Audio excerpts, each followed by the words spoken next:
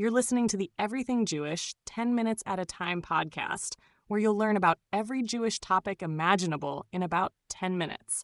Before we begin, my standard confession. My Hebrew pronunciation sometimes sounds like a GPS voice navigating through Jerusalem traffic. So if Sefer HaAggadah comes out sounding a bit like Sefer Avocado, please know I mean the Book of Legends. Today's topic is Sefer HaAggadah, one of the great masterpieces of modern Jewish literature. Compiled in the early 20th century by Chaim Nahman Bialik and Yehoshua Hana Ravnitsky, this collection brought together thousands of Aggadic passages, non-legal stories, parables, and teachings from the Talmud and Midrash. Its goal was simple but monumental, to gather the spiritual imagination of Judaism in one book. If the Talmud is the heartbeat of Jewish law, Sefer HaAggadah is its soul, a tapestry of dreams, questions, and wisdom that shows the emotional and creative side of rabbinic thought. It's one of those works that feels both ancient and modern, timeless yet alive with wonder. To understand Sefer HaAggadah, you have to know its creators. Chaim Nahman Bialik, the national poet of modern Hebrew, and his collaborator Ravnitsky, a writer and editor, worked in Odessa at the turn of the 20th century. It was a time of Jewish awakening and transformation. The Zionist movement was gaining strength.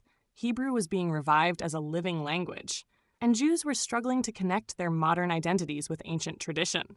Bialik and Ravnitsky saw a problem. Most Jews knew the Bible, but not the Talmudic imagination behind it. So they decided to rescue the stories hidden in rabbinic literature, the parables, dreams, fables, and legends that had shaped Jewish spirituality for centuries. Their goal wasn't academic, it was cultural renewal. They wanted to rekindle Jewish creativity by reintroducing the world to the rabbis, not as legal scholars, but as poets, philosophers, and dreamers. The Aggadah, from the Hebrew to tell, refers to the narrative and ethical portions of the Talmud and Midrash, as opposed to halakha, which deals with law. In other words, the Aggadah is the art of the Jewish imagination, its stories, metaphors, and cosmic speculations. Sefer HaAggadah gathers this vast oral and written tradition into a single readable form. It includes tales of creation, morality, angels, demons, kings, prophets, and ordinary people. You'll find Adam arguing with God, Rabbi Akiva laughing at destruction, and even frogs debating Pharaoh's will. It's theology disguised as folklore. Bialik and Ravnitsky arranged the material thematically rather than chronologically, creating an almost encyclopedic structure. But what they really created was a symphony, a conversation across centuries, where each rabbi, mystic, and dreamer adds a voice to the great chorus of Jewish thought. What makes Sefer HaAggadah revolutionary is its accessibility. For centuries, the Aggadic material was scattered across thousands of pages of Talmud and Midrash, accessible only to scholars. Bialik and Ravnitsky organized it for everyone: students, writers, thinkers, and ordinary readers. They selected and translated stories into modern Hebrew, preserving their ancient rhythm but giving them clarity and beauty. The result was astonishing. Jews who had never opened a page of the Talmud suddenly encountered the creativity of their ancestors. Abraham as a philosopher, Elijah as a trickster, and God as a compassionate teacher who sometimes laughs and sometimes weeps. It turned rabbinic literature into living culture again. Within a generation, Sefer HaAggadah became the soul book of modern Hebrew civilization, the bridge between the Beit Midrash and the bookshelf. But Bialik wasn't just preserving the past, he was reinterpreting it. As a poet, he saw the Aggadah as the emotional language of Jewish survival. He once wrote that if halakha is the body of Judaism, Aggadah is its breath. The stories capture what the law cannot, the yearning, pain, and humor of the human encounter with God. By compiling them, Bialik and Ravnitsky were saying something profound. Jewish continuity depends not only on laws, but on imagination. They understood that survival requires more than obedience, it requires inspiration. In a century of upheaval, when so many Jews were losing faith in traditional structures, Sefer HaAggadah offered faith in story. It said, "Here is your heritage, not as command, but as conversation. These are the voices that shaped you." And that message resonated deeply across generations. The book's structure feels almost cinematic. It begins with the creation of the world and spans through biblical heroes, rabbinic legends, and philosophical reflections on life, death, and destiny. Each section has its own emotional tone.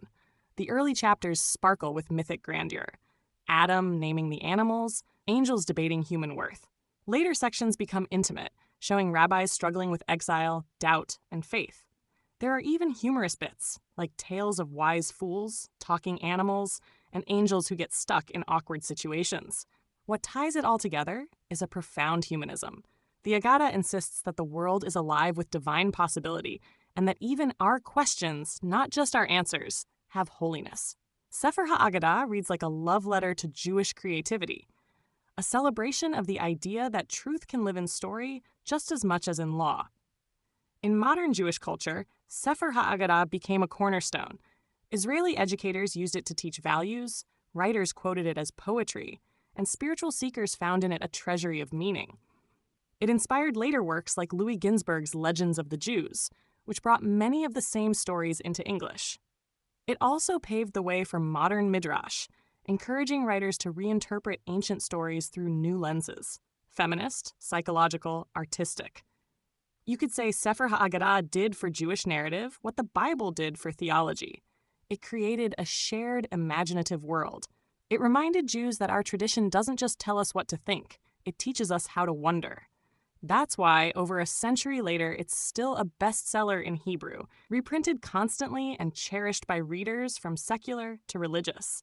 Bialik's genius was understanding that you can't revive a culture by preaching.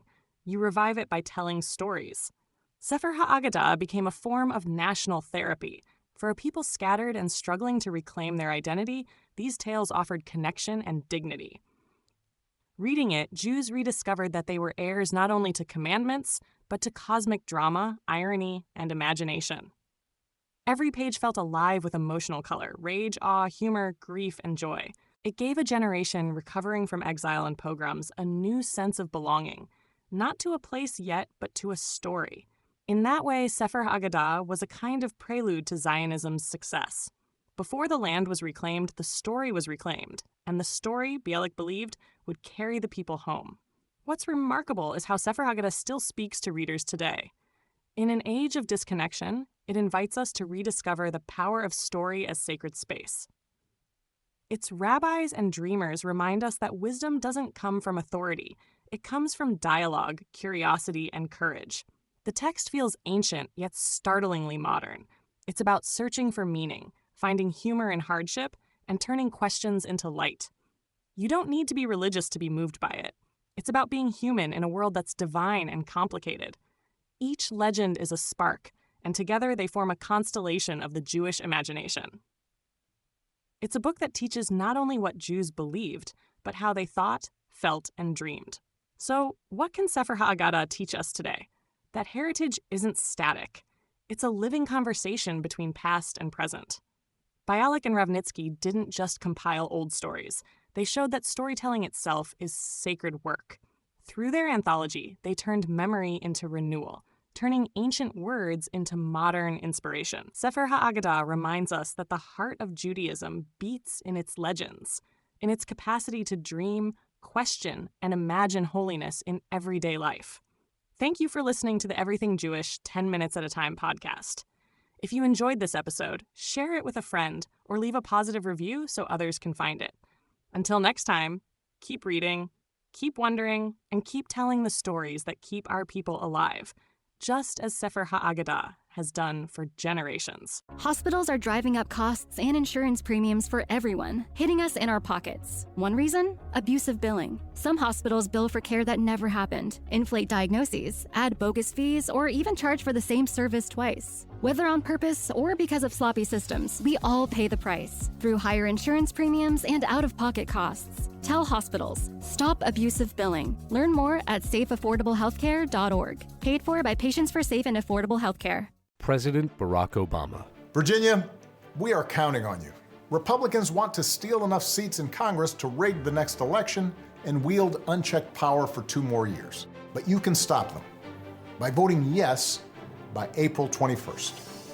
Help put our elections back on a level playing field and let voters decide, not politicians. Vote yes by April 21st. Paid for by Virginians for Fair Elections. You know what they say. Early bird gets the ultimate vacation home. Book early and save over $120 with Vrbo. Because early gets you closer to the action, whether it's waves lapping at the shore or snoozing in a hammock that overlooks, well, whatever you want it to. So you can all enjoy the payoff come summer with Vrbo's early booking deals. Rise and shine. Average savings $141. Select homes only.